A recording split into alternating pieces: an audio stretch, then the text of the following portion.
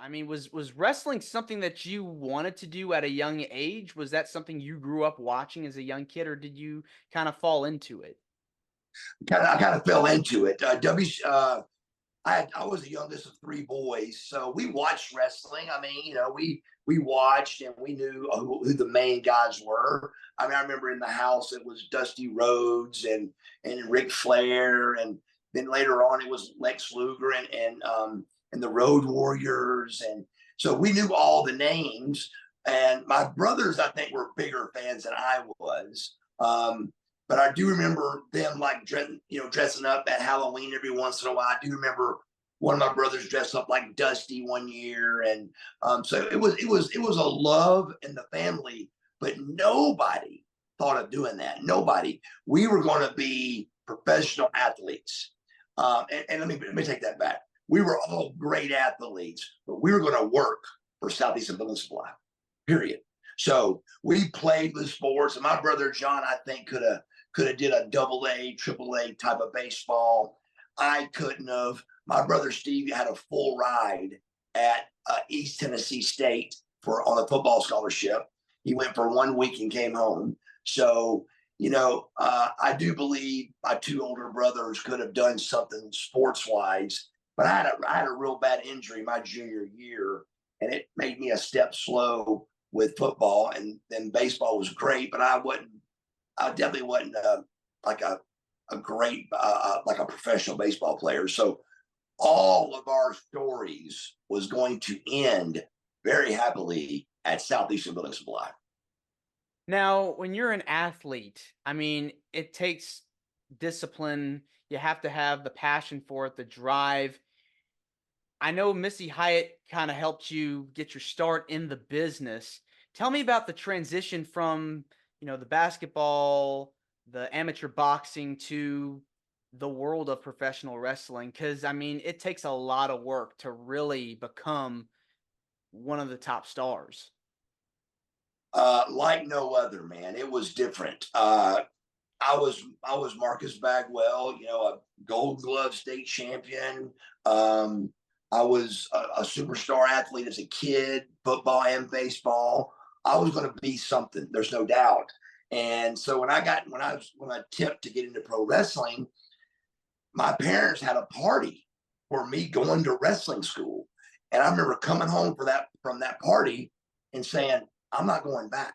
And they're like, "What do you mean?" I go, "This is the hardest thing I've ever done." I said, so it was I thought it would be a plus, but I think it was a minus that I knew Missy at first because I could see the WCW schedule. I could see what they were doing. And here I go do this class to be a pro wrestler. And I'm looking at how many times they do this a week. And you times it by a month and you times it by a year. And you go, that's not possible. So I came home. When I left the first training session, I wasn't going back. And I'm not sure why I did. I think just because I was broke. I was working as a massage therapist. I graduated the Atlanta School of Massage, and I was going to try to be a sports trainer or a sports medicine doctor or some kind of trainer. And the first step of that, when you got a 1.8 grade point average, was massage therapy. And so I did that and graduated number one in my class. And it was a great thing. But about the time Missy found me or met me, I found out that women were not going to be massaged by me. They were very insecure, very nervous to be on the sheet. You're not naked, but you got to get in between the sheets and everything. But extremely insecure, I was noticing, and I was working real hard to fix that, and I wasn't fixing it. I was doing things like at this one parlor, like beauty salon, I would massage the women's shoulders while getting their nails done, and just to kind of let them know that I was a good guy and everything was okay. And I fixed it at that salon, but I didn't fix it at the other places I go into. So it was going to be a huge uphill battle for me. And I remember being at the pool that day. I was depressed, laying at the pool, and trying to figure out what I'm going to do with my life. And then Missy Hyatt hit me up with that night. She hit me up with, "Won't you be a pro wrestler?" And I was like, they don't make no money. And she was like, our lowest paid guy makes 100 grand a year. And I said, tell me more. So I started practicing and got in it. But yeah, it was very tough, man. The toughest thing I've ever done. Pro wrestling, I'm not saying this because I'm in it. Pro wrestling takes so many different things to be great at it. I've seen professional athletes that could not run the ropes. And I've seen guys like Ric Flair that couldn't throw a football or a baseball be the best pro wrestlers ever. It just takes different things. And how I describe it is when you can get all those different things and put them all together, you've got The Rock. The Rock to me is number one because he's got the body, he's got the look, he's got the talk, he's got the ability.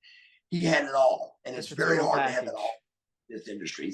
He was Lex Luger was as well, but The Rock is really was a total package of this business, and even Lex would say that because he was phenomenal. He is the most electrifying wrestler ever, and it speaks for itself. But you look at Rock being the best, and then you try to get as close as you can to him. But it is the toughest thing I've ever done in my life, and it's very hard to get good at.